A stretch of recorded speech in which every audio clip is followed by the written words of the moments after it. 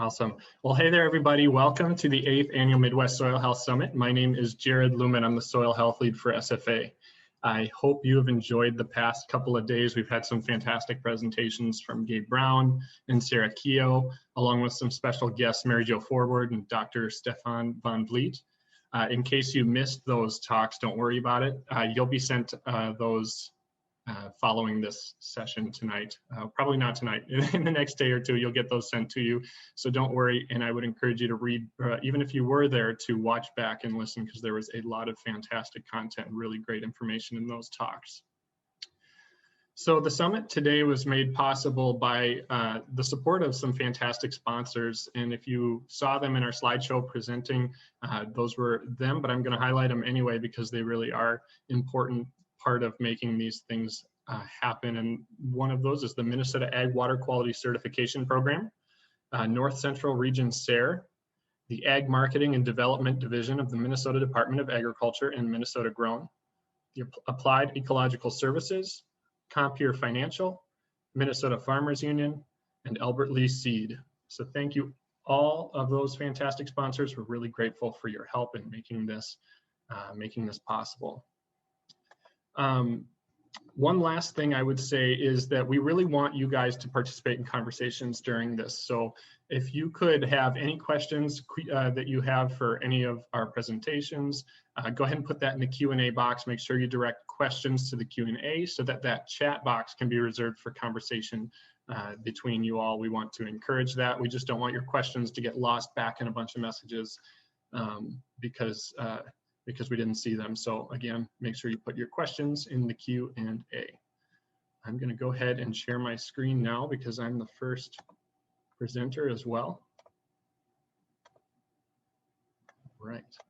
So tonight's whole talk is practical applications on your farm, or practical applications of soil health in your farm, but I'm going to talk about some practical programs for your farm and some of the things that are designed to help you as farmers implement some of these soil health principles on your farms.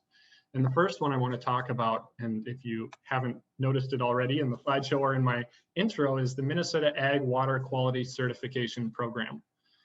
This program is really designed by the state to help improve our water quality within the state, and it comes down to the management of our soils and the management of our lands. And so it's a voluntary program for farmers to participate in.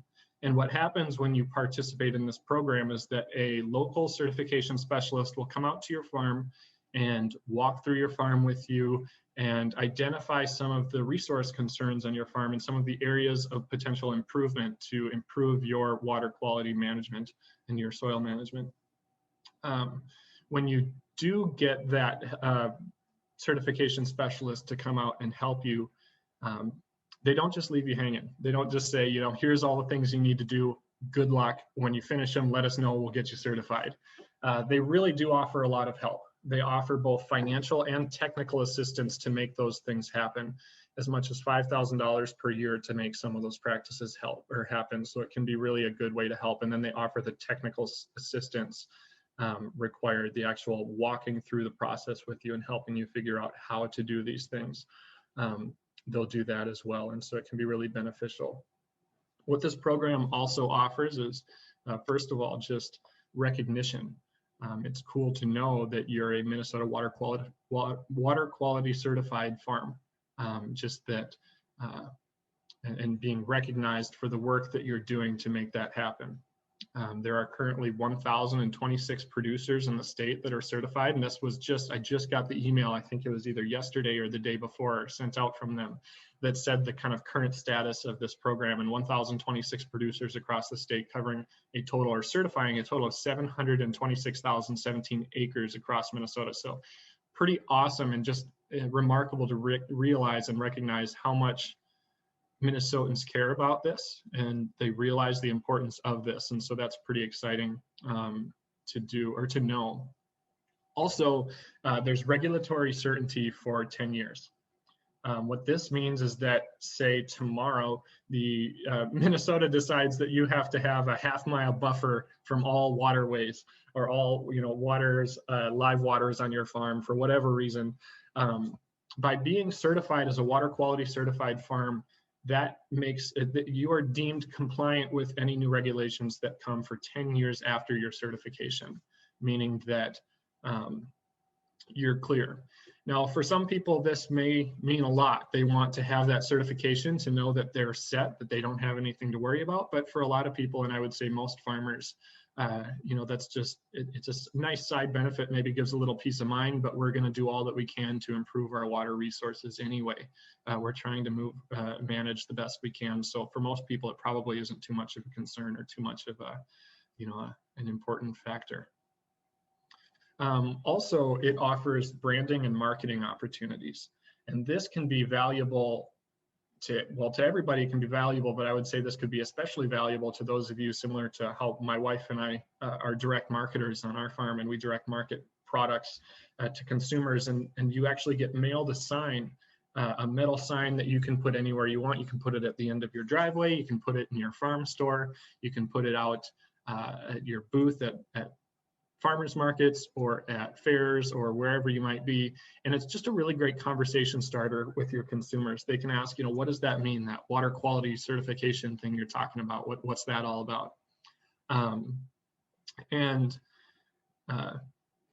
And so being able to have that just to get people interested, and then start that story, start that conversation that you can have with them, explaining what you did to become certified and how this is important to you and intentional, could be a really good marketing tool and a valuable tool for you as a farmer, marketing products off your farm to consumers. So something else to utilize there. And a more recent benefit of the Minnesota Ag Water Quality Certification Program is the FBM Farm Business Management Scholarship that is offered to farmers, who are certified in this program. So I think the funding is a tuition scholarship of $140 per credit, which I believe works out to around 75% of the total cost of that farm business management, which is a fantastic tool. And it's good to know that you can get some extra financial assistance along with that, in addition to the financial assistance for some of the practices that you implement on your farm. Again, I talked about when they come out, they'll identify some of the resources on your farm that could maybe benefit from something different. And this is just, I'm not going to read all of these, but these are just a list of some of the practices that they work with, that they will help with, and that they'll fund with. Some of the big ones that might be more popular, you know, would be a cover crop, potentially, if you want to implement cover crops to improve soil health and reduce erosion and increase water infiltration. That can be a great way to start. Fencing for any grazers out there like me, a great way to help, and just a bunch of other programs that can, or a bunch of other practices that they can help assist with on your farm. So they also, in addition to just your base level certification, offer these endorsements, which are essentially just recognition for any additional, you know, for additional work that you're doing for farmers who are going above and beyond as far as those conservation practices that they're implementing on their farm. At the moment, I don't believe there's really any additional benefits that I haven't already mentioned.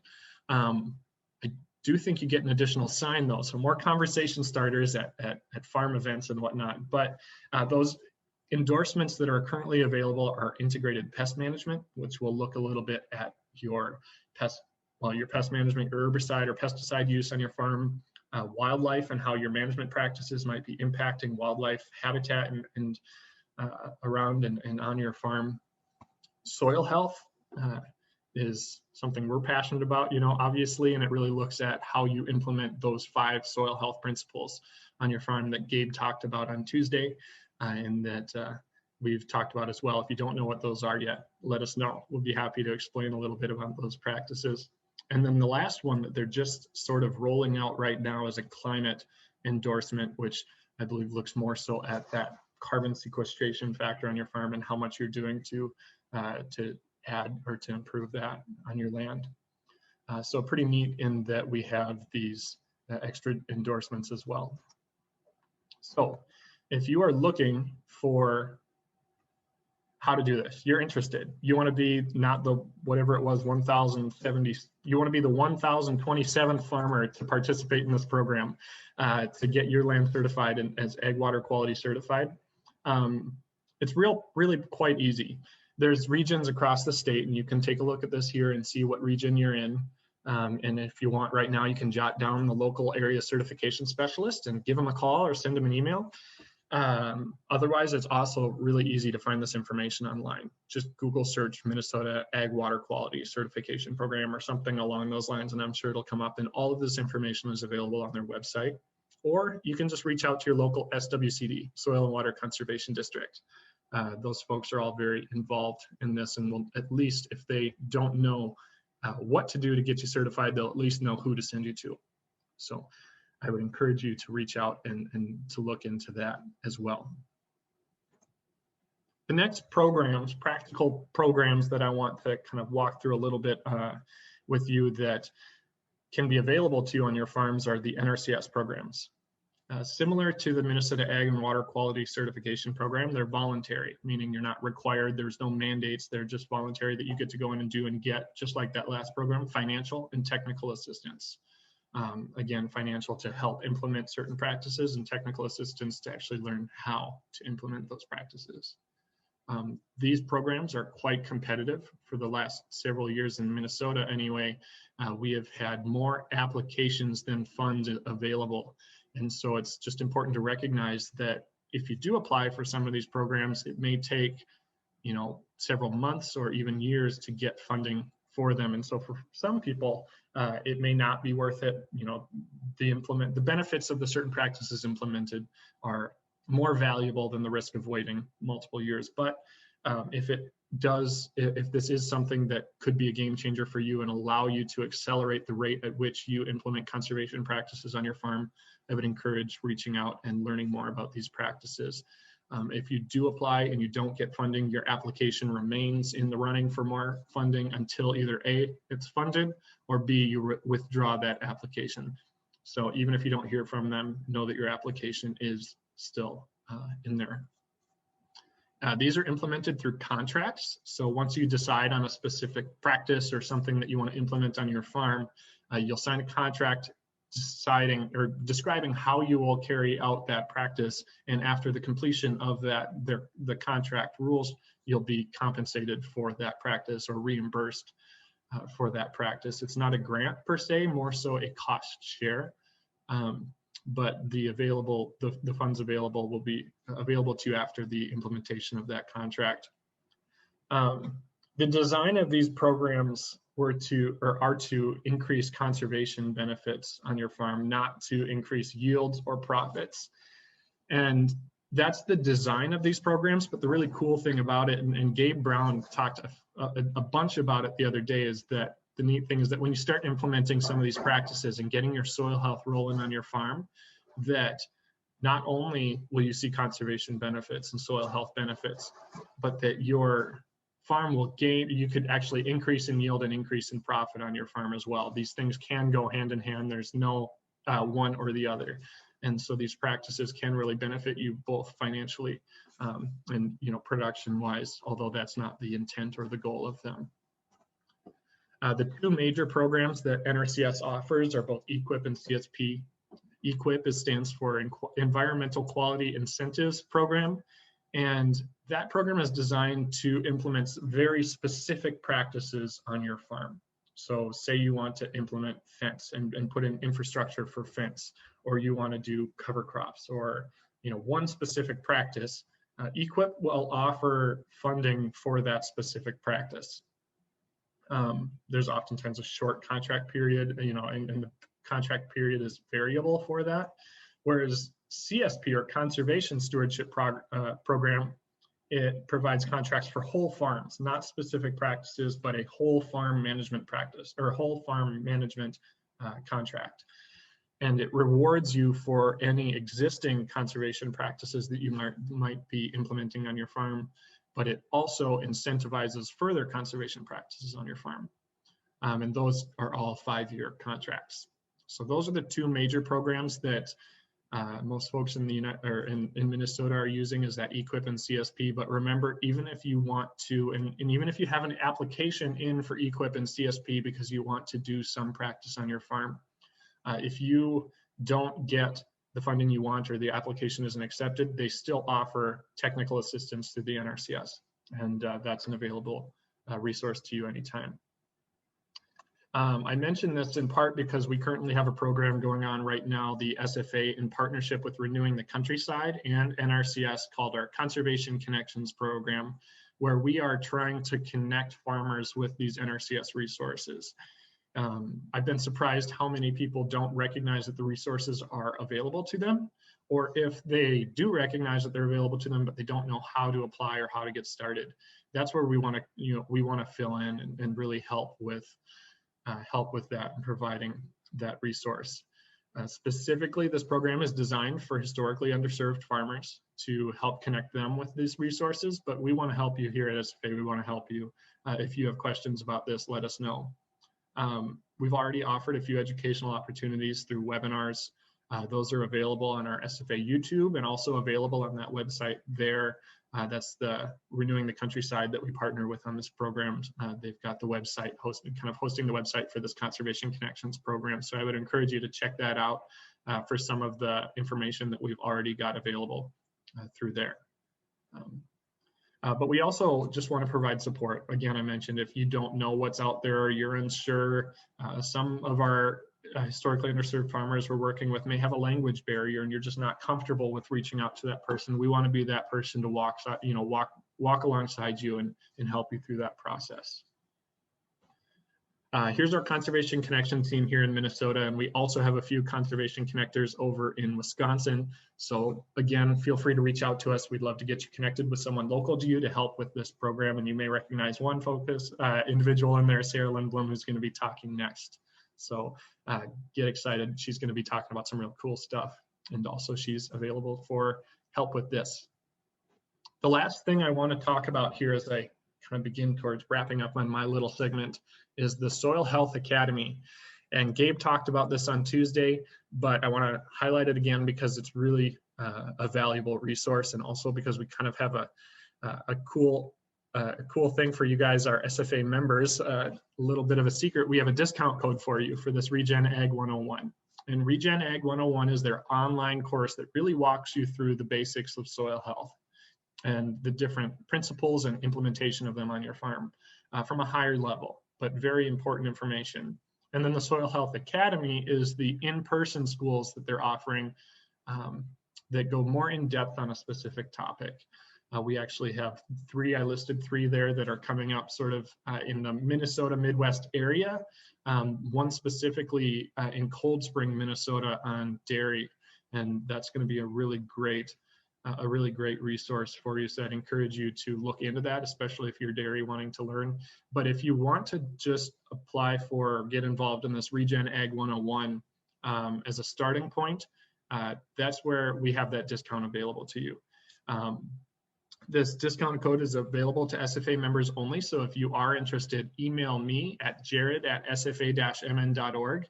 I'll confirm your membership and then send you that discount code through that. And then you can apply and get that Regen Ag 101, which is, again, an online course available to you for 1 year with a bunch of, it's really good information, really well put together by the Soil Health Academy team and those experts, the Gabe Brown, Alan Williams, Ray Archuletas of the Regen Ag world. So something to be interested in or something to look into. I think I've got 2 minutes, so not much time for Q&A on mine, but if there are any burning questions, if I see my chat's been beeping, if there's any good questions in that, maybe I'll take a look at them, or if one of my panelists Jared, were looking, if there's any. Oh, go ahead. There's one question in the chat, but I encourage everybody, please put your questions moving forward into the Q&A. And the question is, generally, can CRP acres be eligible for the climate endorsement? It's a great question. We don't know that. Yeah, we don't know that. Yeah, I would encourage you to look into your local certification specialist. They'll come out and walk through that with you. That's a great question, though, and something that they would have a better answer for you. Sorry, I don't. If there's no other questions at the moment, Sarah, I will ask you to go ahead and start pulling up your video and your presentation, and we'll pass it off to you. just a reminder to put questions in the Q&A, and we'll try to answer those at the end of every session, or at the very end if nothing else. All right. Well, thanks, Jared, for all that great info. And welcome everyone to the third night of the Soil Health Summit. I know I've been enjoying the presentation so far, so just happy to be here to talk to everybody about pollinator habitat. So as you can see, I took the liberties of adding this pollinator habitat to the list of soil health principles. So I just think it's something that's just as important as all of the other soil health principles that we talk about. And I'll just quick introduce myself. My name is Sarah Lindblom. I have a CSA vegetable operation outside of Buffalo, Minnesota.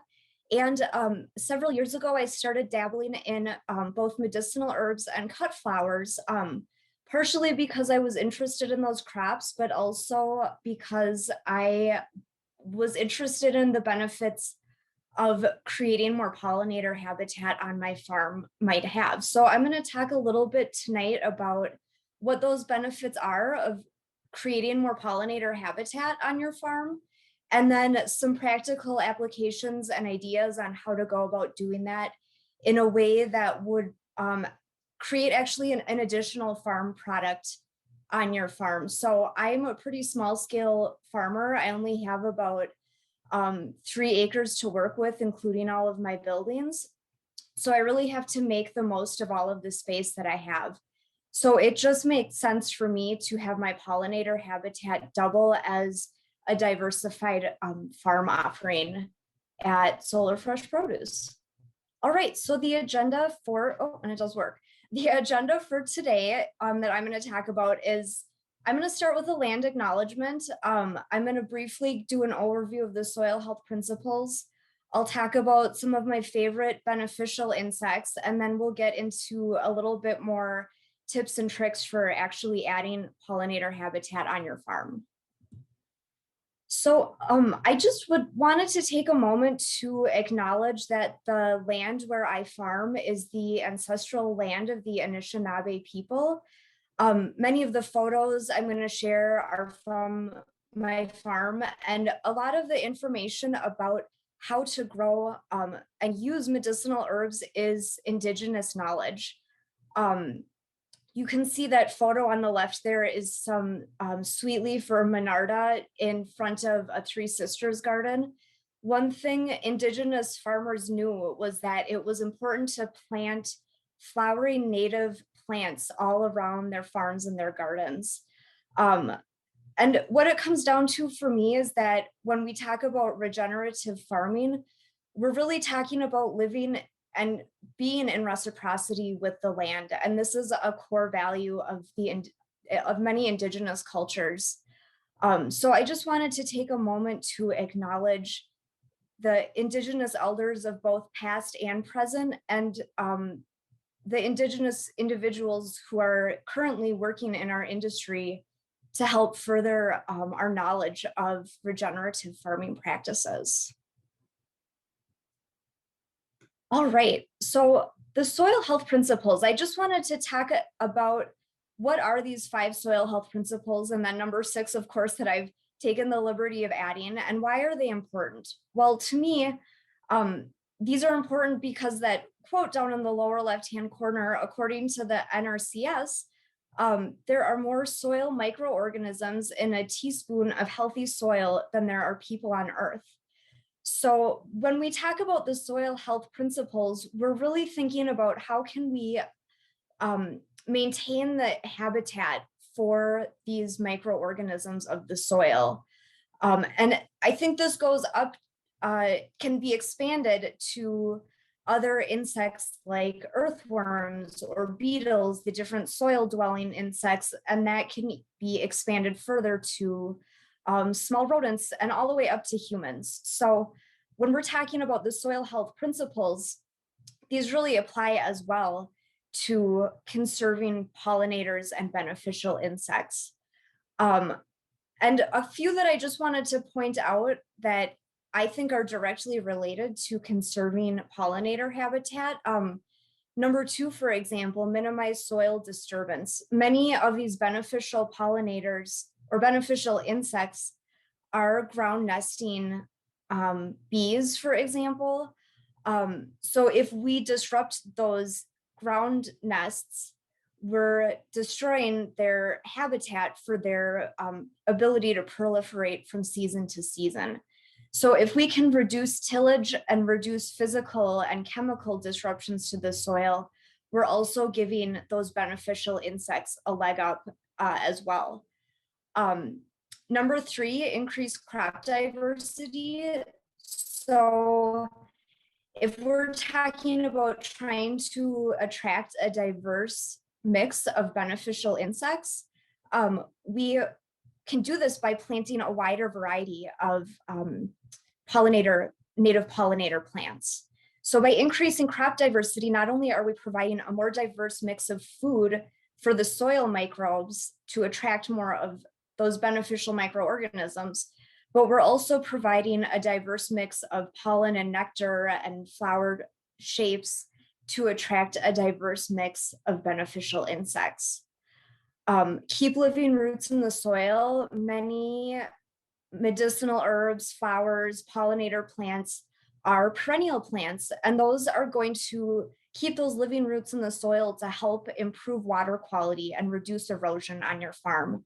So even if you're not necessarily looking to get the benefits of pollination, you could get the benefits of reducing erosion by planting a native pollinator habitat. And then number 5, integrate livestock. I actually kind of look at the native pollinators on my farm as livestock. Of course, honeybees can be considered livestock, but I take that a step further. What we're really doing with livestock is providing the ideal conditions for them to thrive and grow and be successful. And I look at it the same way with beneficial insects. We really want to provide a habitat for them to be successful on our farm. All right, so who are some of these beneficial insects that I am talking about? I chose a few of my favorites here. And as you can see, they're divided into 3 general groups: predators, pollinators, and parasitoids. The pollinators generally get the most publicity. As you can see, I've put a couple notable pollinators here. On the top is a sweat bee. So that's a variety of a native bee. You can see it's really distinctive with its green iridescence.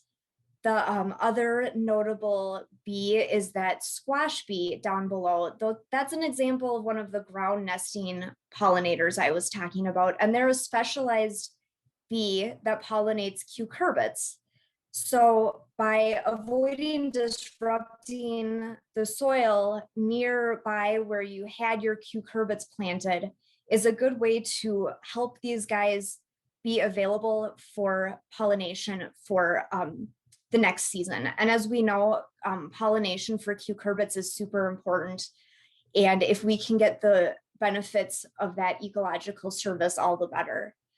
Off to the left, they're predators, my personal favorite category of pollen or of beneficial insects. We've got lady beetles, of course, and that little alligator looking, the larva actually of the lady beetle feasting on aphids there. They're particularly ravenous. Down below, the hoverfly or a syrphid, which kind of gets confused as a sweat bee sometimes, but that's actually not a bee. Sometimes it's called like a false bee, but they actually are consume aphids as well. And then my personal favorite, the green lacewing there. And I included a picture below of the green lacewing larva or eggs, I should say, on some sort of potentially a brassica leaf there. But I remember the first time I saw those, I wasn't sure what they were. But now when I see them, I know to live and let live for those green lacewing eggs there. And then last but not least, the parasitoids. So that's in our state in Minnesota, we mostly see like parasitic wasps.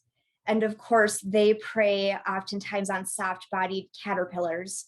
That's an example of a potter wasp there, but there are all different types of parasitic wasps. And I, of course, always just let their hives be on my farm, especially like in my tomato caterpillar tunnel or hoop house. Just, you know, be aware that they're there, but generally they don't bother me. So, and most insects are beneficial. I mean, 90 to 95% of insects probably are beneficial insects. So, you know, most insects aren't going to be harming your crops in a damaging way. Most are actually going to be helpful. So if you're thinking about spraying for pests, just keep that in mind, that you're also potentially going to be harming these beneficial insects. What do you do if you need to save your crop and you need to spray? I noticed that the U of M extension recently came out with this resource, and it's a great resource with both brassica and cucurbit pests. And there's a bit of a calendar with their life cycle, and there's Natalie Hoydal and an illustrator, Martha Suderth. I'm sure I'm not pronouncing that right, but they teamed up to create these two resources. You can go to that website there, download a PDF, print those off, and then just know what you're looking for. There's some preventative management, mechanical management, and then of course, as a last case scenario, a worst case scenario, last resort, some chemical management. All right, so how do we go about attracting these beneficial pollinators to our farms?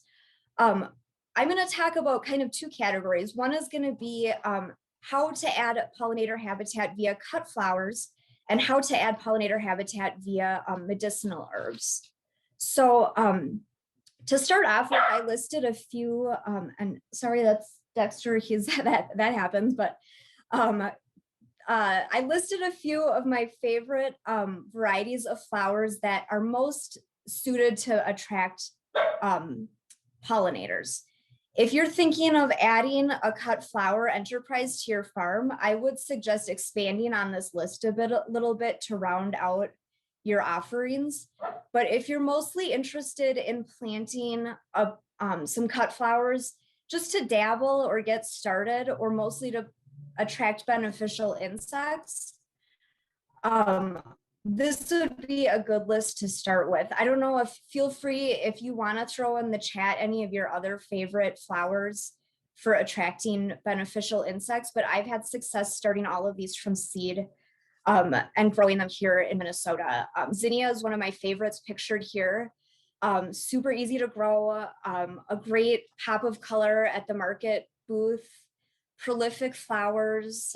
They don't have as long of a vase life compared to some other flowers, but they are really fun and beautiful and a good place to get started.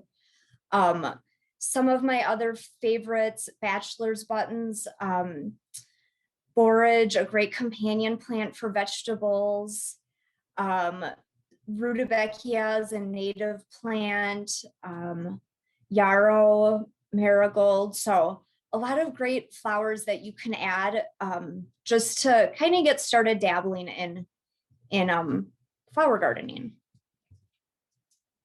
So if you're interested in adding flowers to your operation, or if you're just looking to attract pollinators, there's a few things you can do to increase your success with those endeavors. So first of all, think about planting blocks of color. So maybe like 1 to 2 yards square at least of one color and variety of flowers. And that will help pollinators be more efficient with harvesting pollen. So that's a good way to just help out the pollinators a little bit. Also think about choosing varieties that will flower throughout the growing season at different times. Not only is this gonna provide nectar throughout, oh, Dexter, here. Dexter's getting involved here again. Not only is that gonna provide nectar for the pollinators throughout the season, but that will make sure that you have a variety of flowers to offer to your customers throughout the season, because I can assure you, once they get used to having your flower bouquets in their kitchen or their homes, they're going to come to rely on that. So again, do a little bit further education. If you want to add more flowers, do a little bit more research to some other varieties. Focus on heirloom varieties. Those tend to have more pollen for pollinators compared to like a hybrid variety. And yeah, just get creative. Use the soil health principles. Keep those in the back of your mind as you're growing. And just get creative. Have fun. If you're interested in design and arranging, this can be a great direction to go. Again, here's a Cosmos seashell variety, incorporated with the vegetables there. Chickens make a great complement to a flower operation. They don't seem as interested in eating the flower transplants compared to like a succulent heirloom broccoli plant. You don't have to worry about food safety with chickens compared to like a vegetable operation, unless you're growing edible flowers. And I can assure you, almost guarantee, if you have at your market booth beautiful cut flower arrangements and free range chicken eggs, you're going to have probably one of the most popular booths at the farmers market. So, and then of course that bumblebee kind of cozy on that marigold makes a nice later season offering of the for flowers. All right. So so medicinal herbs.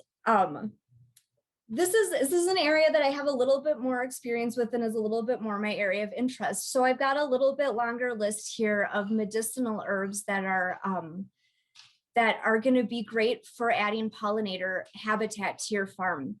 Some of my favorites on this list here are Tulsi is pictured right there. Tulsi is a delicious type of basil that is wonderful for attracting pollinators, and really, I think, a popular herb among people who are looking for medicinal herbs. As you can see, I planted it in my caterpillar tunnel, and it was a great companion for those tomatoes, but also if you're looking to attract more pollinators next to a crop, this would be a great one to companion plant alongside of those. Marshmallow, a really wonderful perennial. If individuals are interested in whole herb preparations, which is becoming more common in medicinal herb, the demand, that's a great one. You can harvest both the flower, leaf, and root from within only a couple of years. Some of my favorite native pollinator plants, the coneflower, Monarda sweetleaf or bee balm, butterfly weed, licorice mint, those are all great native plants. And I would say, just if you're planning on selling a native medicinal herb, just to be mindful that those often have cultural significance for Indigenous people. So if you're planning on profiting or whatnot from that, to just be mindful of how you use those, and consider doing some research on respectful ways of harvesting those plants. Oregano, lemon balm, all of the mints, those are great herbs that I use usually in the leaf stage for medicinal purposes. But if you're going to plant these for the benefits of pollinator habitat, you can let those go to seed, and that will be, the pollinators will just love that. So I think there's a huge opportunity with growing medicinal herbs for market. We heard from Sarah Keogh last night, individuals are really looking to be more empowered in their own health and look to natural solutions as a first line of defense before going to more traditional pharmaceuticals. There's a great interest in medicinal herbs for botanical skincare. And there's a lot of directions you can go. You could, market fresh herbs to your customers. You can get interested or learn more about dehydrating and selling the dry herbs, or you can take this all the way and make your own medicinal herbal preparations. And I don't claim to be an herbalist or know a lot about the uses of the medicinal herbs, but I think that's the great thing about being a grower is you can grow these herbs, kind of learn about them as you go, and it will you don't necessarily need to become like an herbalist to get interest in these crops. All right, so just a few tips for success. Again, planting a perennial strip marshmallow, that top left picture there is the marshmallow flower. It's in the hibiscus family. It's a really soothing herb, good for inflammation. But think about planting perennial strips among your vegetable crops or other row crops even. That's going to help with erosion control. It's going to help bring pollinators into your vegetable operation, into your rows of vegetables. In addition to planting perennial strips among your crops, you can also create what's sometimes called an insectary, or I've heard it called like a set-aside, or I kind of call it my tea prairie. It's basically a big area that I've dedicated to more native medicinal herb plants and perennials. And that's an area that I don't disturb, I don't till. And it's really beautiful. It's a great way to incorporate medicinal herbs and other native flowering plants into your operation. So just creating a big area where you're basically creating a native flowering prairie. This herb in the lower picture is calendula. So that's a great skin herb. It's used for, it's emollient, good for softening the skin, but it also attracts aphids like crazy. And the plants have this resin on them almost that is a sign of their medicinal benefits, but it's also almost like a glue for the aphids. So they are attracted to these beautiful flowers, but then they get stuck on there. So if you do have an aphid problem, you could try planting this calendula as a strip next to like your leafy greens in the spring, for example. And this calendula has a really, it can be planted early, it blooms really late, it's pretty cold tolerant, it's a fast growing herb, so it can almost even be used as like a cover crop to increase biomatter. And even in those shoulder seasons, if you're trying to look for an interesting cover crop that you could maybe even harvest the flowers from, can be used for skin, but also has lots of other benefits as well. Of course, use native plants wherever possible. Native plants are going to be more specialized to our native pollinators compared to like some of the other medicinal herbs that aren't necessarily native. Don't be afraid to plant these intermixed with your vegetables. Nasturtium is a great one to plant next to your cucurbits, for example. I mentioned some shrubs on the previous slide. Rose bushes are a wonderful pollinator plant. Hazelnuts, elderberries, those shrubs can be used as a windbreak, or one thing I'm experimenting with is kind of using those shrubs to create a natural hedgerow to provide more kind of chicken habitat, if you will, and also to kind of create more of a border around the chicken area of the farm as well. So do more education, more research, more reading up on this subject. There are tons of just fascinating books on medicinal herbs and herbalism if you're interested in this subject, if this tickles your fancy at all. And last but not least, save seeds. Medicinal herbs and just herbs in general and flowers are actually a good place to start with seed saving. They're not quite as challenging to save seeds from as some other crops. And like this calendula, for example, I've been saving seeds from those for a couple of years now. They've become a bit more acclimatized to your farm. And I feel as if there's also just more vibrancy and more potency to those medicinal herbs as well. So again, I really see a lot of potential for medicinal herbs coming down the pipeline. If you're looking for more a niche crop, if you're farming on a bit smaller scale and you would like to do it in a way that's good for for conservation, medicinal herbs might be a great thing to incorporate into your farm.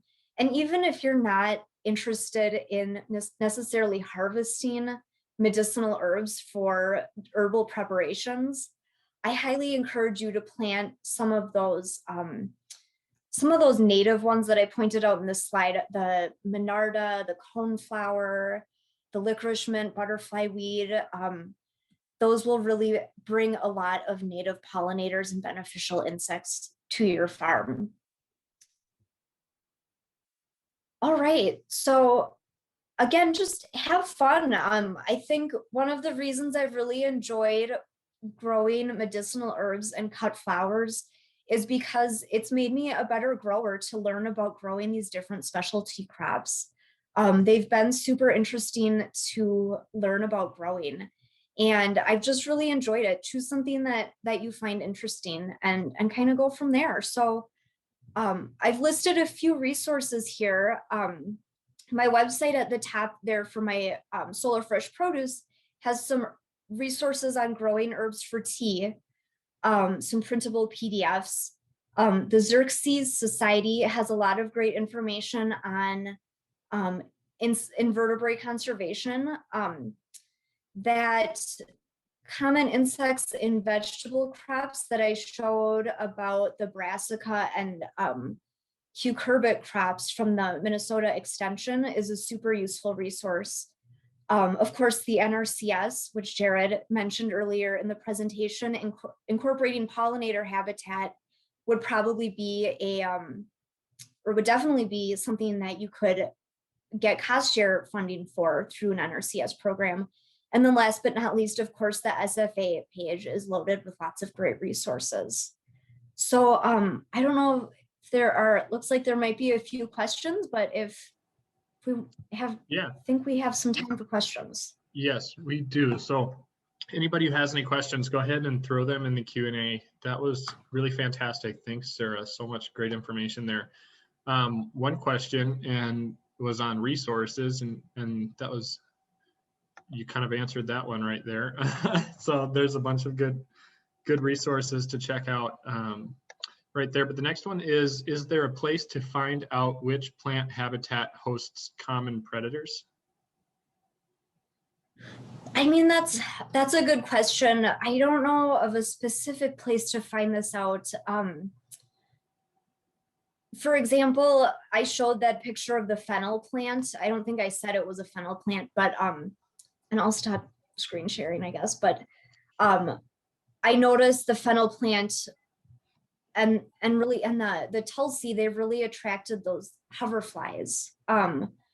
I showed that one photo, it had a picture of the lacewings on a brassica leaf. So I'm sure there are connections, but I don't know of a specific resource to know which is which. I would say just incorporate variety and maybe choose a few plants to get started with, to not be overwhelmed by trying to grow dozens of different types of pollinator plants.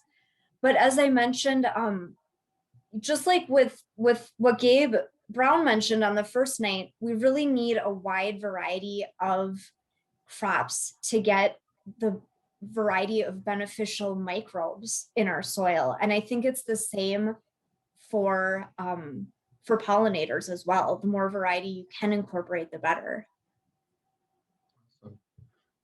Thank you. And so there aren't any more questions at the moment. Oh, somebody just popped one in. What are some good sources to find seed to start growing pollinator habitats on my farm? I mean, any of your typical seed companies are probably going to have a lot of these pollinator seeds. One company I've had great success with for medicinal herbs, and they would have many of the native herb seeds that I mentioned, but Strictly Medicinal is a company that sells a whole huge variety of medicinal herb seeds, and that's been a really good resource. But most of your seed companies are going to carry a good variety of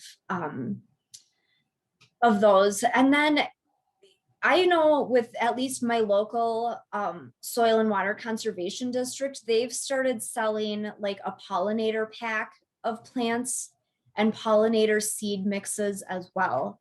So that's should be going on right now. It's a little more expensive to get the plants already started, but obviously you're going to get a faster result if you go that direction. But check with the soil and water conservation district in your county, and they're probably going to be doing their tree sale right now, and they might have some of those seeds and or plants available for pollinator habitat. Yeah, and if anybody has any more questions, feel free to throw them in the Q&A. We'll keep this Q&A, open the rest of the time too. So if we have any more questions on this after Kent and Doug's conversation, we can answer those then as well.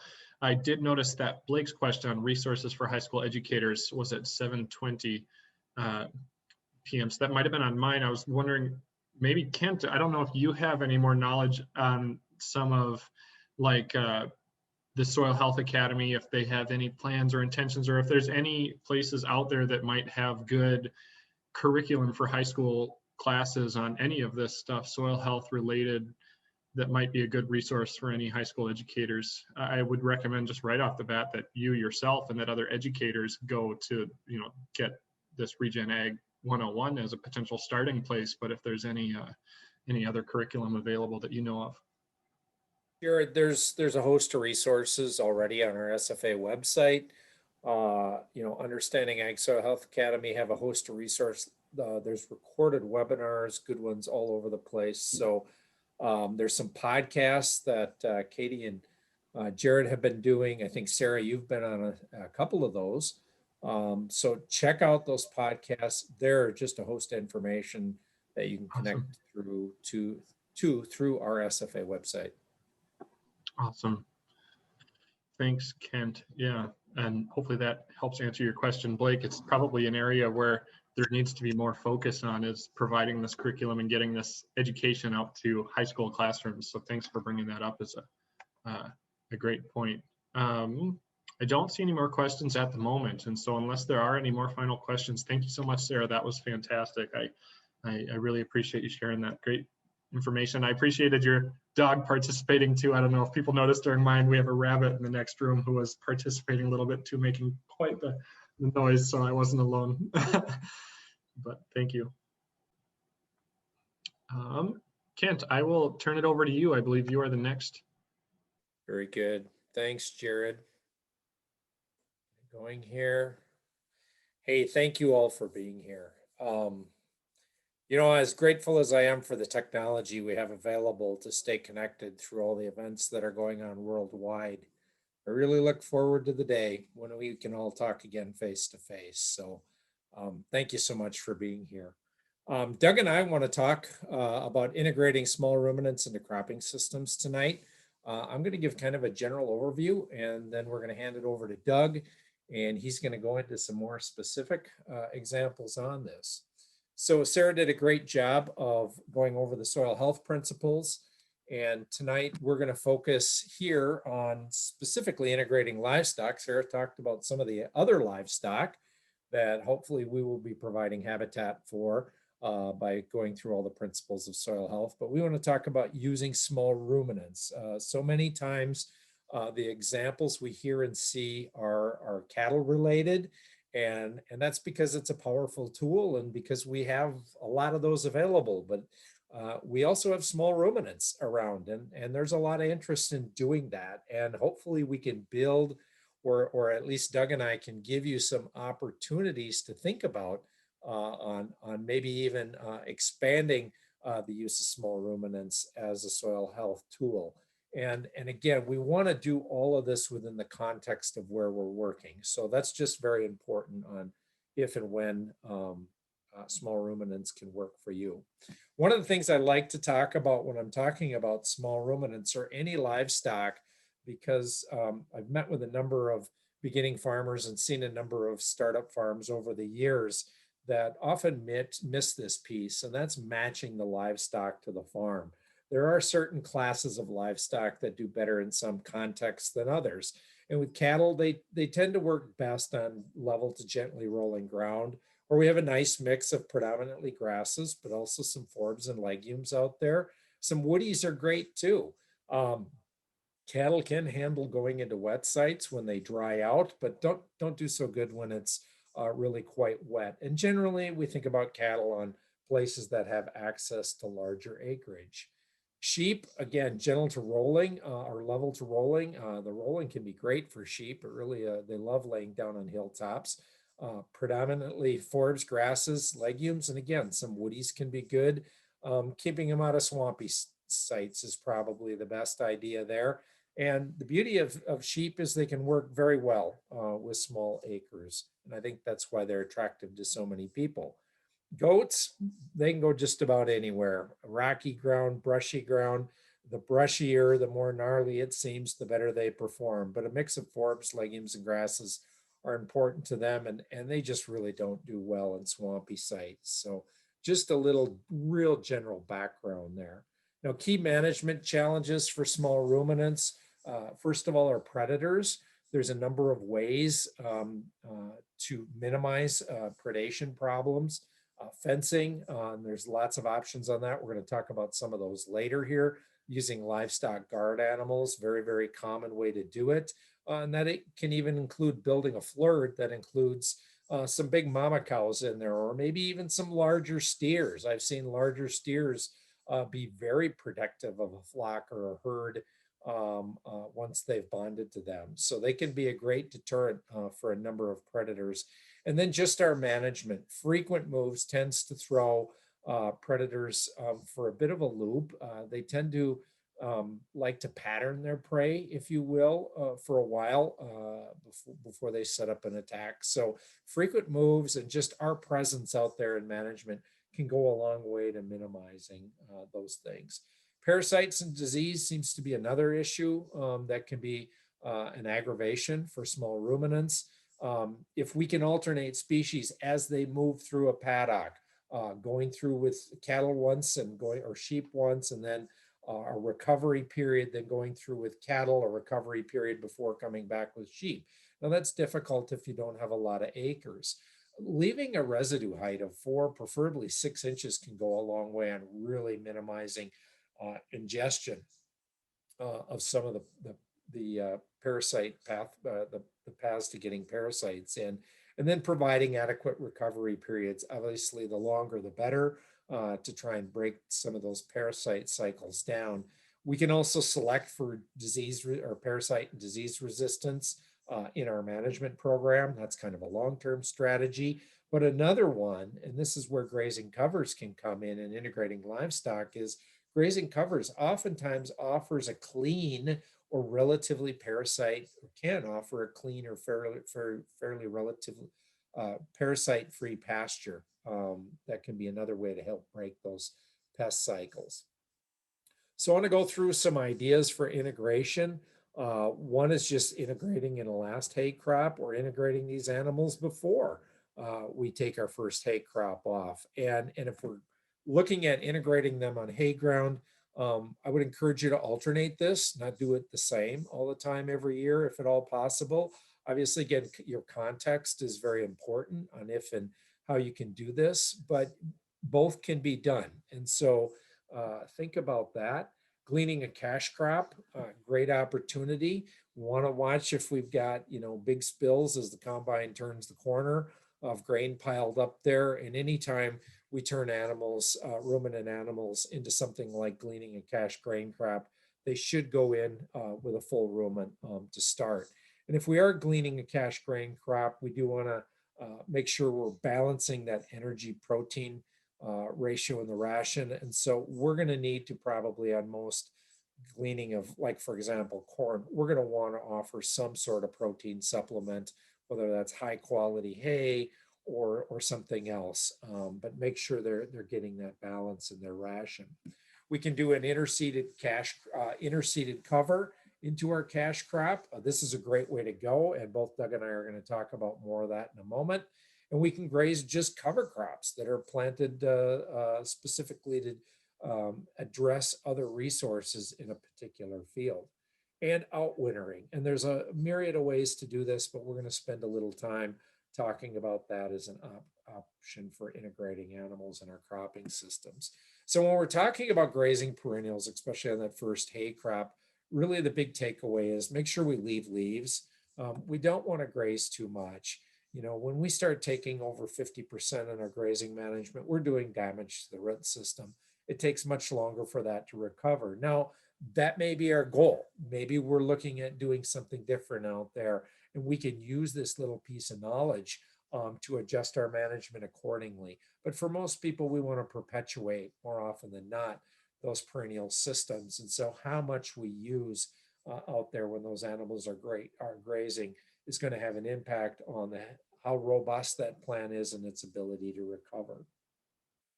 And that's why you'll hear this axiom quite a bit in grazing circles: take half, leave half. That's not necessarily a prescription, but kind of setting the boundaries to make sure we're protecting the roots and crowns of those perennial plants. So some things to think about if you're looking to integrate covers for livestock, specifically for grazing. The biggest one, and we struggle with this all the time, is what's been the herbicide history out there on that crop field. Now, obviously, if it's certified organic, we've moved beyond that. But there's so many other producers looking to bring livestock into their cropping system now, and this is really a stumbling block for most producers. Is we've got some very long carryovers, upwards of 30 plus months on some of the pre-emergent herbicides. And we've got to work through that oftentimes in order to move things ahead. So, but we have to know this up front. This can just be a real train wreck if we're not careful. So I beat that drum a lot, but I do because it's just constantly coming up as an issue. What type of soils do you have? Are you on sand? Are you on clay? What's the pH of that soil? That's going to help determine what's going to be good choices out there for selecting cover crops and what tends to perform best. What equipment and labor do you have access to? Can you only broadcast this? Do you have access to a no-till drill? Do you have a way to interseed it? You're going to have to custom hire somebody. Make sure you know what that is. And are you going to have the labor available when this needs to get in the ground? Timing is so important on cover crops. And we do need to think about all these things because if we want good success out of our cover crops, we need to treat them just as well as any other crop. What other resource concerns do we want to address when we're out there? You know, the beauty of this is, you know, we can address multiple goals and issues on any piece of ground, but we need to define what those are up front. And usually most people can identify one or two or three things, one of them being we want to feed, you know, our livestock or animals, but is there a compaction concern? Are we trying to break a pest cycle or suppress weeds? Think about those things. Do we have a lot of water ponding out there? Poor infiltration rates? Do we want to minimize some erosion because we just picked up a field here? Do we want to stimulate soil biology? So think about what other resource concerns before you start IDing your cover crops. And then how's this going to fit into a crop rotation? You know, if you're primarily a cash grain farmer or vegetable producer or whatever, figure out how this is going to work. You know, there's cover crops. If it's been in corn silage, for example, for a number of years, we probably don't want to include corn in a cover crop mix. Yes, that can be a cover crop. Okay. But something to think about. If you're in the northwest part of the state and it's been, you know, in soybeans and wheat for a number of years, those are things we probably want to keep out and move on to some other things. When's the planting going to occur? In other words, what time of year? What soil temperatures do we need in order to get germination on those cover crops? You know, some of these cover crops aren't going to germinate till 60 or 65 degrees soil temperatures. And we often don't hit that in the northern half of Minnesota until well into June. So something to be aware of. And when will the grazing occur? When do we want these animals out there? How does that fit into a bigger grazing plan? Now, if you're doing a custom hire type thing or whatever, you're going to have to work with that producer. But if this is on your farm, how does that fit into the bigger picture? How does that fit into a forage chain? Some background or some things to think about on complex cover crop blends. We really don't consider it a complex cover crop blend until we have at least 3 representatives from each of the major plant functional groups. And this includes the grasses, and I've listed some examples there. It includes legumes, and includes the broadleaves. A little hard for us to plant woodies, and some of the other things, the kind of pods tend to come in on their own, things like lamb's quarter and red root pigweed and so on, to make up some of that. And we can usually kind of skate through that one. But we want to try and get at least like 3 examples out there. And if you're not real familiar with what some of each of these need, like germination temperatures, what pH do they work in, what kind of soils do they work in, the Midwest Cover Crop Council is an excellent online resource. It's free for use. Think of it as an online encyclopedia for cover crops. You can really glean a lot of information on there. Some of the seed companies have gotten really good at identifying where different covers work better than others, and some of their uses and tolerance to wet versus dry, pH, and so on. So be sure to check those out also, and learn as much as you can and see how they'll fit into your situation. So interseeding covers into a cash crop can be a great way to go. Huge opportunity. Often the biggest thing is we got to get past that herbicide carryover problem. Doug's going to talk more about this with some really unique opportunities, we think, for small ruminants.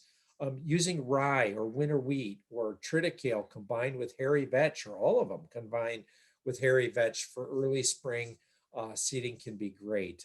We want to make sure we get the seeding rates right. There's a lot of different information, particularly on using rye out there. And so if we're thinking about using it for forage, we probably want to be in that 60 to 100 pound per acre range. Mixes, there's going to be a bit more in here, but if we're going to use it as forage, if we want to create a good firm footing for those animals out there by building a good solid rut biomass, we're going to seed at these kind of moderately high rates in order to do that. The other thing is getting this in the ground early enough the fall before. So if we want to really use this as a spring forage crop and for spring seeding, we almost need to start planting now for when we want to use it, say in the spring of 2022. And so, because the reason being is the earlier we can get this and this stuff seeded, the better. For northern Minnesota, we're probably going to want it in before the end of August. In southern Minnesota, early September at the very, very latest. We want to get a well-established system that's going to give us the most biomass and most opportunity the next year. There are opportunities for spring seeded full season cover crops. This is just an example of one that we did quite a few years ago here with a producer. Here's a very high diversity full season mix. And we're picking a lot of things in here that are, some of them are going to mature and ripen, but we're going to take a grazing off of this with these animals going into the spring at about the flag leaf boot stage up into maybe even the dough stage on some of these cereals. We're going to give it some rest. Some of these other things will come on after that. And so we want to avoid things that are probably going to bolt on us. Some, yes, some will go to seed on us, and that's okay. But we need to think that through on how we're going to terminate that in, the next year. A lot of these, not all of these, are going to winter kill throughout Minnesota. Obviously, the red clover won't, and some of the other ones won't. We're going to have some carryover seed on some of these. So you also got to think about how you're going to terminate this stuff. But this is a list of a number of different things that you could use in an early seeded, full season, high diversity cover crop mix that could be managed like a perennial grazing pasture. There's double cropping options out there. Here's a forage barley, oat, field pea mix that was taken as baleage. It can be chopped and blown in a bag or in a silo or put in a bunker or whatever. And then that's typically followed with a warm season complex cover crop mix. So this is coming off generally about mid-June, mid to late June. And then this is going in within a few days afterwards. We want those soil temperatures warm. We want to get this stuff up and going. And then allow it, if we're really wanting to boost soil biology, we're going to want to let this go all year. But we can also design these mixes that they could be grazed during the summer. And so we start thinking about multi-cut species such as the millets, sorghum Sudan, Sudan grass, more so than things like sunflower or forage sorghum or corn. Those are only single cut species. So think again, like we said before, on how you might want to use this. And the forage quality, even late into the fall, can be quite excellent on these things. You know, RFQ is a 179, TDN 65, crude protein is 17%. You know, we could put the milk goats out here and they'd be very, very happy and perform very well on this level of feed quality out there. So these can provide excellent opportunities well into the late fall or spring. So what do we do if we've got a short season crop, maybe a canning crop, such as sweet peas or sweet corn or spring cereals, or we're doing something like field peas? There are some options. Oats and purple top turnips are the gold standby. This is something, you know, our ancestors were doing over 100 years ago for a fall seeding for a forage, and it still holds true today. It's a great opportunity. If we're using spring cereals, some of those are going to volunteer for us. The one caveat I'd put in here is for wheat. Wheat, oftentimes we really don't get off until late, sometimes into September. There's just not a lot of growing season left. And so if you really want to cover out there that might have a fighting chance if the weather's good on providing some fall forage, if that's what you're after, open up the sieves on the combine a little bit, leave a little extra out there if that's what you want to do. If we can get it in early enough, late August, annual or Italian ryegrasses, triticale, cereal rye and triticale if we're thinking about next spring, the vetches. If we can get it in early enough in mid to late August, winter pea or forage pea, buckwheat, the hybrid brassicas can do well for us out there in addition to the turnip. And you'll notice I throw a lot of flax and buckwheat in these mixes. They may not be the greatest forage and we don't need a lot of it out there, but boy, they can do some wonderful things for our soil, and they create great opportunities in the late season for some pollinators. You know, anytime we've got 40 days before our average killing frost, there's an opportunity here. And how can we maximize that opportunity to keep a living root in the soil, keep pumping carbon into that system, and even feed our livestock and offer some habitat for pollinators in the process? So what really makes this sing is modern fence technology. Here's an example of eNet right here. This is kind of the go-to for portable fencing for small ruminants. Yes, there are people who do a great job with just 2 or 3 strands of poly wire on multi-slot step-in posts. There's some training that needs to be done. There's some management that needs to be done. It works much better in some situations than others, but since this is the go-to, I want to spend a little time on it. A lot of people get confused by what the numbers mean. So you buy this, it gives you a number, and here we see this 9, 35, 12. Well, 9 is the number of horizontal wires, 35 inches is how tall it is, and 12 inches is the distance between the vertical supports or wires. So that's just something to know as you go to buy it. Couple tips: make sure you use a large enough energizer. I would encourage you to treat it as your own fence. That's where you're going to get the greatest security. There's potential for a lot of vegetation to come in contact with these fences, and it's tough to maintain voltage. Bare minimum, we want to see 4,000 volts on these things. I would suggest going higher if at all possible if you're doing goats, and make sure your animals are trained to whatever type of fencing you're using, especially energized fencing before they go out. It is a psychological barrier. And it's the shocking power of the fence that the animals need to learn to respect. One ground rod may not be enough. It's tougher to move things, and especially if it's dry, we're going to need more ground rods out there. But if you're struggling with voltage, oftentimes lack of ground rods can be part of what's going on. You want to clear or trample a path for the fence to go down. You might need in tall covers. You might even need to go in and mow strips through there or mash it down with a four-wheeler or whatever, for a couple of reasons. One, just to get it up. Number two, to keep the vegetation off of it. And number three, just so the animals, there's a break there so they can see it before they run into it. That can be very important.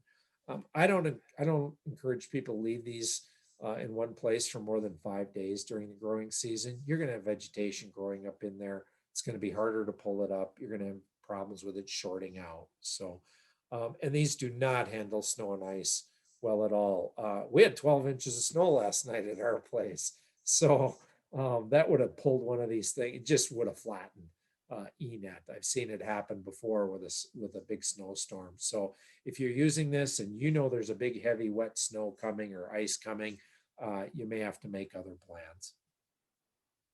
And then if you've got problem animals, and what I mean by problem animals, with those who are challenging or jumping the fence, they need to go somewhere else. That's really the answer. The last thing you need is them training the rest of the members of the flock to follow them on their little forays outside the fence. As far as paddock shape, just a couple tips to keep in mind here. A square paddock is usually thought of as giving maximum opportunity for forage utilization and even manure distribution. Long rectangles is where we generally see increases in trampling. And so just something to think about. It's how ruminants move back and forth in these situations. If we are grazing cover crops, typically we strip graze. And so we just work our way across, maybe with animals getting multiple watering sites. That's my little blue thing up here, or going back to another place they can water. If you want to increase stock density, we can subdivide these further and do multiple paddock shifts, as long as in the course of over a day, they're getting enough to meet their nutritional requirements. If we're grazing perennials, I'd encourage you to think about mixing things up if we're going over that hay field either early on. And so just change how we put the fence in there. You can go through it one type of diagonal one time and a different diagonal another time.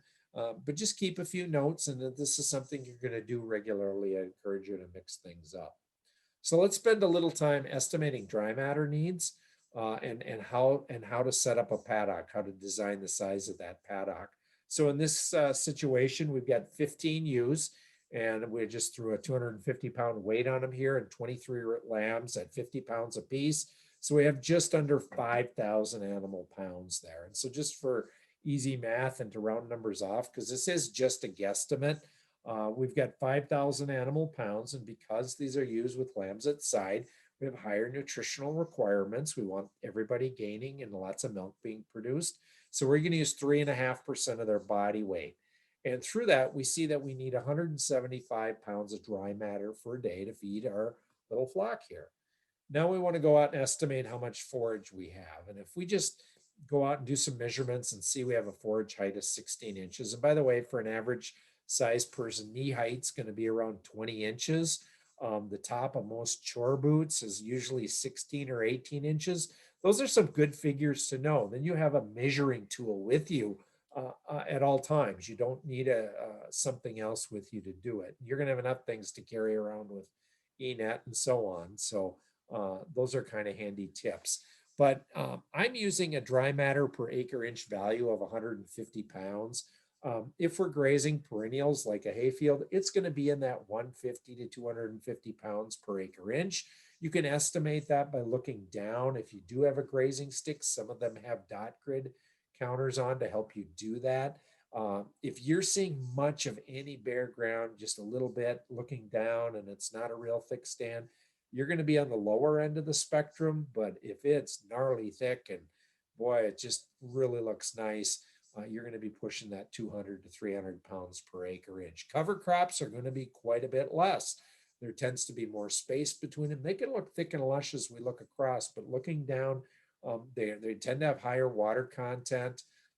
I usually use somewhere from 50 to 100 pounds per acre inch on my covers, depending on how thick they use. So you're gonna have to make a judgment call there.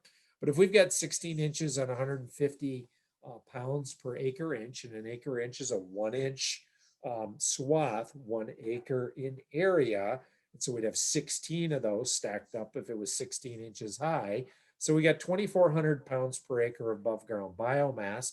Then we don't want to take all of it, okay? We need to leave some for the biology or other livestock in the soil, as well as maybe even some of those insects. And so that Sarah was talking about. And so we're only going to take half in this particular situation. So we have 1,200 pounds of dry matter available. And we use dry matter because that's just standardizes everything.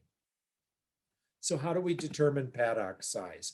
Well, if we need 175 pounds a day and we have 1,200 pounds available to graze, that means we've got 1,500ths of an acre a day that we want to start our paddock size at.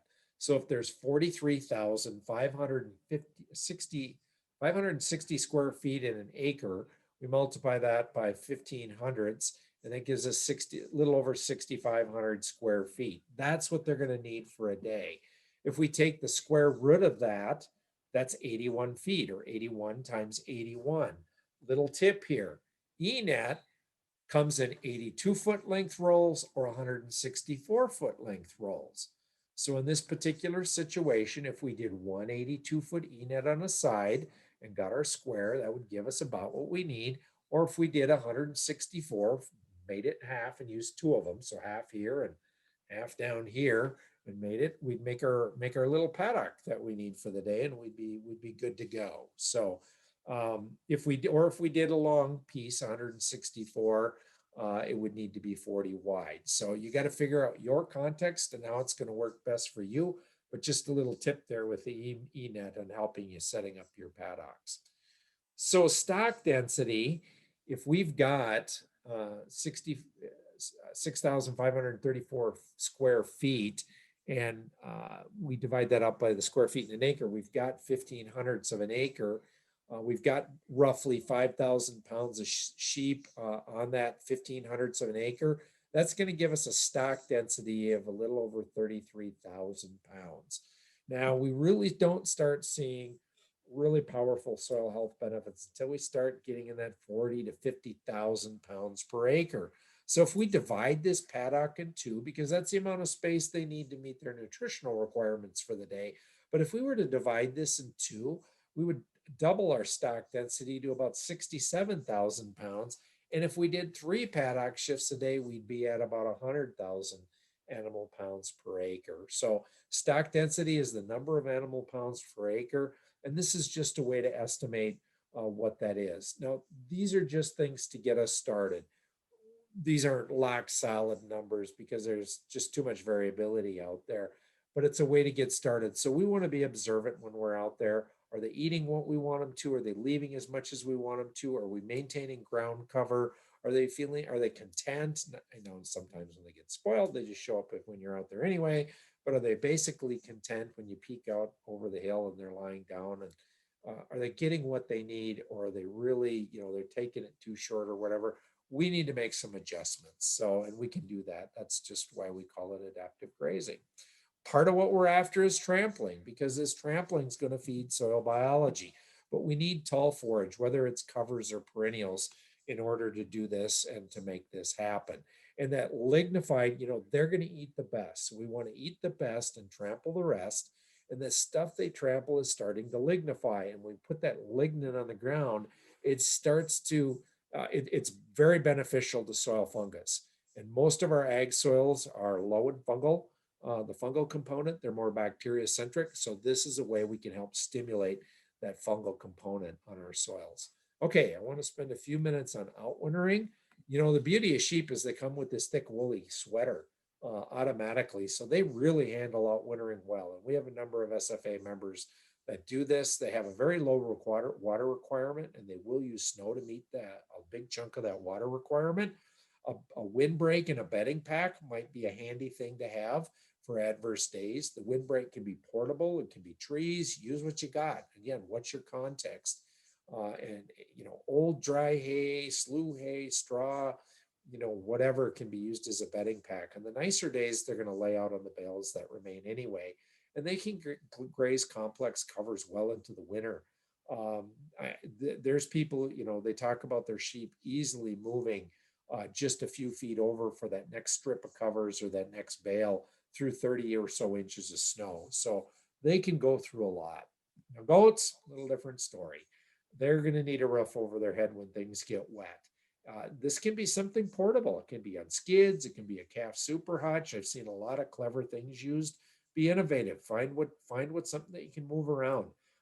They need feed near their shelter during wet conditions, and they need clean, dry bedding to lie down on. Just very, very important. But they will venture out on nicer days. So this is something a number of people have worked with in Minnesota, and they found it works. But you really got to give them that extra opportunity when things are wet in order to stay clean and dry.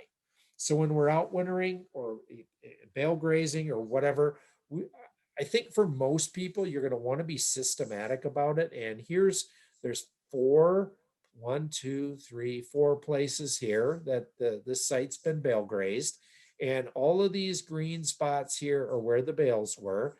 And so you can see for at least 4 years, there's carryover here. And this is huge. I mean, we can double and even quadruple forage production on these sites by doing it. But they were very intentional on trying to be very systematic and get very even coverage out here compared to somebody who was also bale grazing, if you will, but was far more random. Now, if we're just doing this once to really stimulate that site, and we don't intend to do this year in and year out, this can be just fine. But for most of us, we've got a lot of paddocks we want to cover, and we want to get good coverage out there. We want to be even about it. We probably wouldn't, you know, take the manure spreader out there and just go willy-nilly and expect good things from our crops, nor the fertilizer buggy. And so we can be a little more intentional about this. I think we're going to do a much better job for most often than not and be far more happy. So with that, I'm going to introduce Doug if he wants to get ready to share his screen. I'm going to stop sharing mine. Doug is our SFA grazing lead, and him and his wife, Beth, are 3rd generation farmers down on Boss Farms. And Doug, are you coming in? I am getting geared up here. Excellent. All right. Well, hey, I just have to do a quick word to say how much I appreciate always being a part of constructive conversations and the effects that all these efforts that we have on our landscape, on the animals, the plants, the insects that we surround ourselves with, and then also the impact that has on our human health.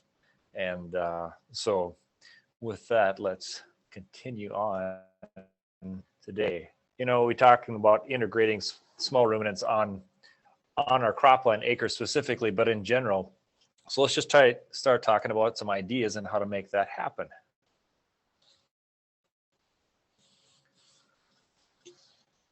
So this slide, I love this idea. I had a conversation with an older gentleman, and he originated from Iowa. And he was talking about his neighbor at that time. And I'll consider the context in this story where he's talking about a time frame in which you know, chemicals weren't used in the past. We're talking about check row corn. So just to paint a little bit of a picture, and this gentleman, he decided that he was going to integrate livestock into his standing corn, and he went to the sales barn and he bought every small weaned lamb that he could find, and he turned it into his cornfield. And at this day and age, there was grasses and other things underneath on the understory of this corn, and those lambs, they completely cleaned out all those grasses, forbs, and whatever was growing there that wasn't intentionally to be there.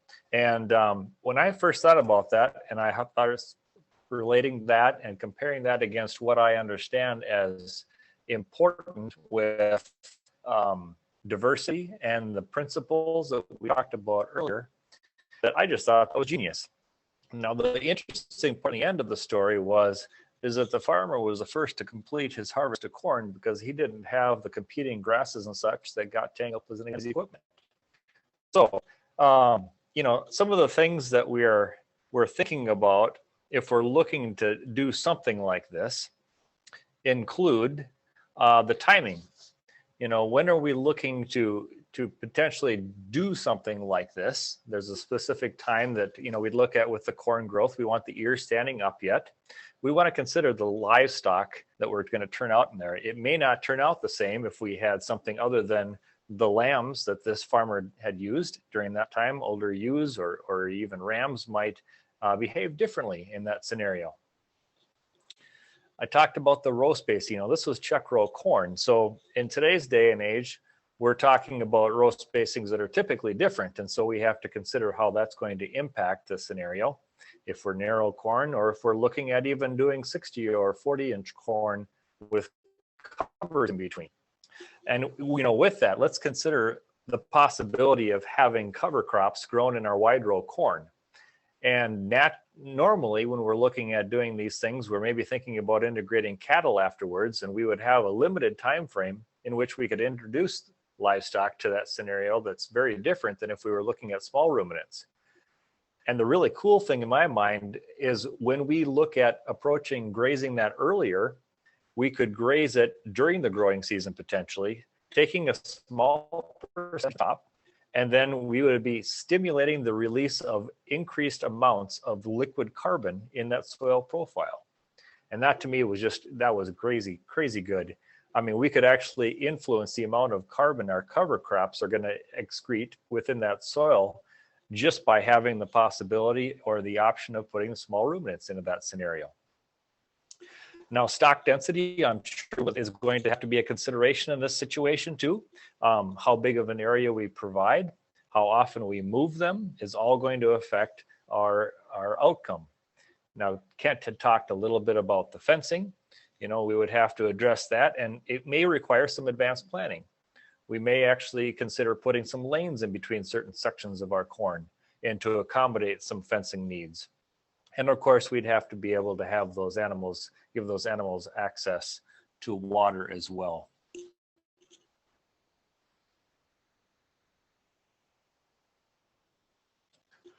So another good opportunity, and Kent mentioned this earlier, was our crop residue.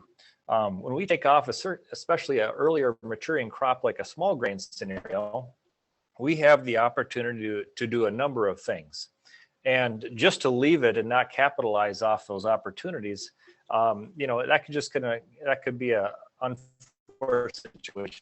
Looking here in this slide is the small grain field that was combined, but the combine had a buncher on the back, and it actually left bunches of the straw and the chaff in places intentionally for livestock later.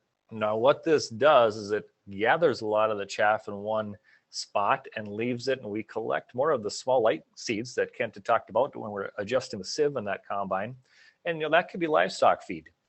That could be stored there and then left together. And then also these bunches make it easy. So if we're going to be grazing this later in the season and we have some stow, the animals don't have to be covering as much area to access some of those nutrients. Now, another thing, I look at this picture and I feel there's a missed opportunity as well. If we had some companion crops planted with that small grain that could come up later, possibly some legumes that would have complemented the small grain, offered some diversity in the cropping, but also offer some good benefits to livestock if grazed on that afterwards as well.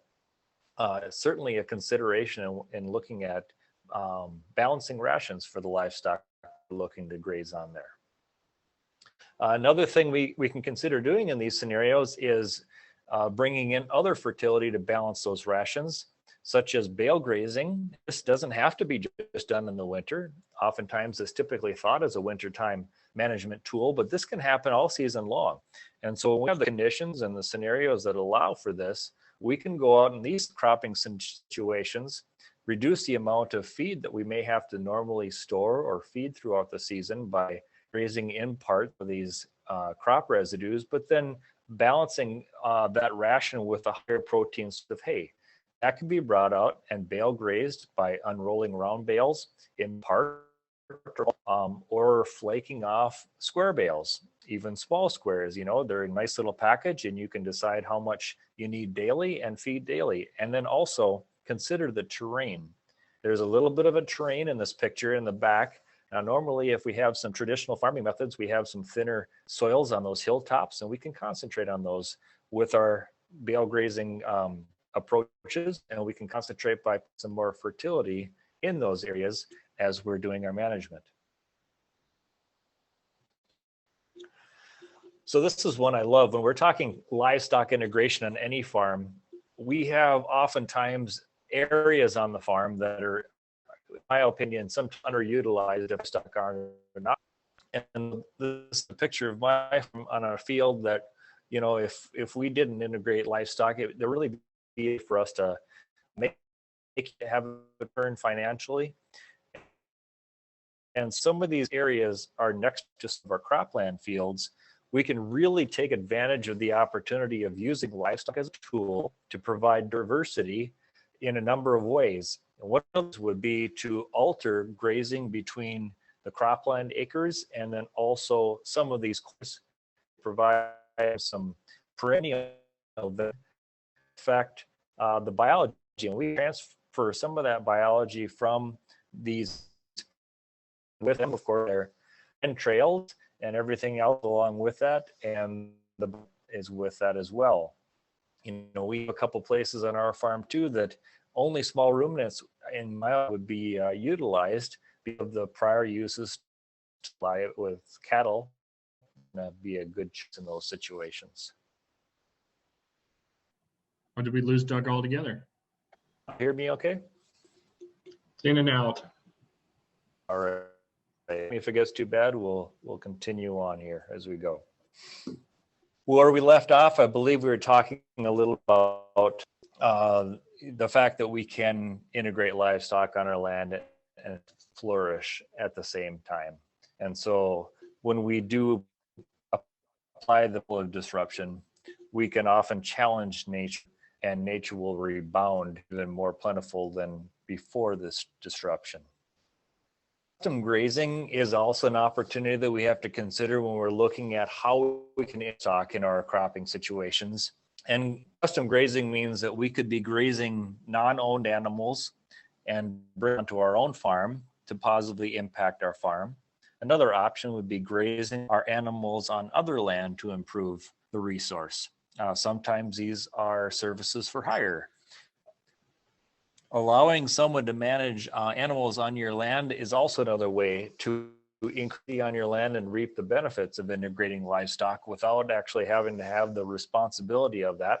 I do encourage people to set some parameters or have a good agreement with a livestock owner if you're going to do that, so everyone's goals are attained. A friend of mine always likes to say that anything is possible. And so I like to tell people and help people, encourage them by looking to develop methods to integrate livestock to improve the resource, stimulate interest in the next generation, and while providing opportunity for enterprise stacking. Oftentimes there's people that are interested in having livestock. They don't necessarily want to own them themselves, and so that's why some of these custom grazing situations can come into play. And remember that there's no substitute for what comes out of the back end of an animal, regardless of the size of that animal. When Sarah was talking about, Vuex and pollinators as livestock, I mean, that's just incredible. Those are all animals as well. And so when we're incorporating some larger animals like small ruminants or even cattle, they're bringing in what they bring in, right? And so that's got its own array of microbes, and that just kind of trickles down through the whole system and can stimulate changes, positive changes overall when we're doing those types of things. And all of this is going to affect, diversity. There's more value than when we once thought when we're thinking about some of these things as a whole. And, I want to point out some incredible work, in my opinion, by Dr. Fred Provenza and others on secondary plant compounds. When we're affecting diversity, we're bringing in a lot of times different plant species that are going to have different compositions and different things to offer the whole landscape, the animals that are involved in that landscape as well. And all these things can have positive effects on plant health, animal health, soil health, and ultimately also our human health. These compounding and cascading effects can be positive or negative, and when we're always looking at diversity and the value that that can have, that's always just an important thing to consider. So I'm going to I'll have to paint a mental picture for you since our internet is not cooperating this evening. But when we're looking at integrating livestock, I want you to compare and consider that sometimes people think that integrating livestock means maybe purchasing manure, or they're keeping their animals on a yard and then they're transporting that fertility from a yard to the landscape later. And I just want to point out the fact that when we look at it from this perspective, there's associated losses that we have to be aware of. And there's some good studies out there. One 1999 study on nutrient retention in feedlots found that out of all the nitrogen that passed through the livestock, 57 to 67% was lost to volatilization, 5 to 19% was lost to surface runoff, and 10 to 15% in the soil. In the end, only 9 to 19% of the nitrogen was left in the manure by the time it was ready to spread. So this says nothing about the urine. Unless urine is tied to nitrogen source, which like straw, it volatilizes more readily. And yep, it's all lost that way. The question is, do we have to accept these losses? And we really don't. And that's why we're looking at options of outwintering on cropland acres on the land and the benefits that that's going to provide because of that. With that, regenerative ag is a journey. It's not a destination. And working with animals can contribute to improving our quality of life and contribute to the food security if managed well. And so with that, I always like to say that I consider farmers and land managers some of the most creative, engineering-minded people possible. And I just encourage people to look at the possibilities, look at those principles, base it on that, and look at the possibilities, how we can integrate livestock, how we can diversify our landscapes and provide positive effects with our management. And with that, I'll turn it back over to you, Jared. Awesome. Well, thanks, Doug and Kent and Sarah. And if you maybe all want to turn on your cameras here and join us. I don't know that we have any questions currently in the Q&A that we haven't answered already, either answered live or answered in the Q&A. So now's a great time to ask any more questions you have. We've got 10 minutes here with some great experts and resources. But I also just want to take a moment to say thanks, guys. Thanks for joining us. I know this isn't the way we would have liked to have had this summit. It's always better in person when you have the ability to meet and to talk and to converse and learn from other folks and stuff that are at the actual events and stuff. But I appreciate your willingness to work with us through this unfortunate situation here with COVID and stuff while we do everything virtually and online. We've had some really great turnout that we're grateful for, and a lot of people who wouldn't have otherwise been able to make it to Soil Health Summit. So hopefully it provided an opportunity to get some new folks involved. I do see one question in here for Sarah. Sarah, what herbs are people using to prevent or treat COVID? Using most to prevent or treat COVID? Yeah, obviously I've heard of some herbs that are not necessarily, I think in Southeast Asia, the government had actually approved like an herbal remedy for the treatment of COVID. And of course, unfortunately, I can't remember off the top of my head what that herb was.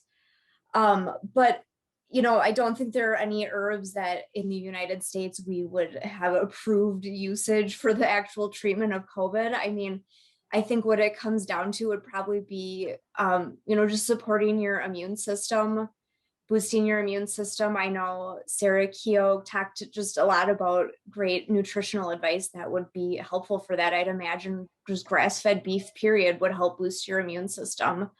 I mean, certain antiviral herbs could certainly be useful, such as thyme is a common antiviral herb, hyssop, licorice and rhubarb root tea. So licorice root is going to be kind of soothing for the respiratory system. Marshmallow that I mentioned is going to be soothing for the respiratory system. You I think anytime you come down with something, just drinking even a warm beverage period is going to help you kind of keep things moving and keep your airways open. So like I said, it's kind of a good first line of defense, but not necessarily an approved official treatment or anything like that. So Thank that's you. the best I can do. Yeah. Yeah, that's a tough question. I was impressed with your answers. Kent, we got a question for you, and Doug, if you have anything to add, we'll start with Kent just in case to avoid audio issues. But how do you plant those cover crops that you talked about? Is no-till drills the way you recommend, or any other ways to do that? Yeah, so that depends on your context. Where are we planting them? When are we planting them? You got to sometimes just do the best you can with what you have. For example, interseeding in corn, there's some pretty innovative tools that have been developed by producers using modified rotary hose or no-till drills where they drop drill units off that'll straddle the corn. The Hagie high boys are being used to broadcast when corn or soybeans are up and growing with drop tubes to get it down in there. Broadcast seeders have been used with very, very light incorporation, usually with something as light as a rotary hoe to do that. We just want to ensure good seed to soil contact. The better your soil aggregation, the better broadcasting will work. If it's a new field or a field you're really wanting to change management on because you're seeing a lot of plating or crusting, you're going to have to find something to get that good seed to soil contact. And the best way is something like a drill or an air seeder to get the job done. But do the best you can with what you got. If you are going to broadcast, the old kind of rule of thumb was try and do it before a half-inch of rain. But the weather forecasters don't always knock it out of the park and get it right. And so what we kind of recommend now is going in after at least a half-inch of rain, getting that broadcast seed on as soon as possible. If you want to do an interseeding, for example, in a corn crop or something, or soybeans through broadcasting. So do the best you can with where you're at with what you got and make it work. But remember, seed to soil contact is always critical. Had a couple minutes for questions, and since we're not seeing any, nobody ever complained about the speaker going short. So Jared, I'm going to add one more thing to that. And if you are going to use a drill and you're going to use a complex blend, please calibrate your drill. Don't go off the drill charts, either under the lid or in the owner's manual. Stop and do the calibration. You're going to spend some money on this cover crop seed. You don't want the drill box full at the end of the field, and you don't want it empty after the first pass around. So get it calibrated. There's some excellent videos online on how to do that. The one I found that I tend to use is from Nobles. The Nobles Institute has a really good one. It's pretty easy to follow. You do need a gram scale and a way to capture some seed, but please take the time to calibrate your drill with these mixes to avoid train wrecks. Great thought. And I laugh because I've been there, done that. We were in the process of calibrating when we realized after we got out to check her a little bit that we had it set very wrong. So yes, good words of wisdom. Thanks, Kent. Thanks, Sarah. Thanks, Doug. Great stuff tonight. And I guess we'll just call her a night. Thanks everybody for attending our 8th annual. We look forward to a 9th in person, hopefully, if all goes well. Have a great night.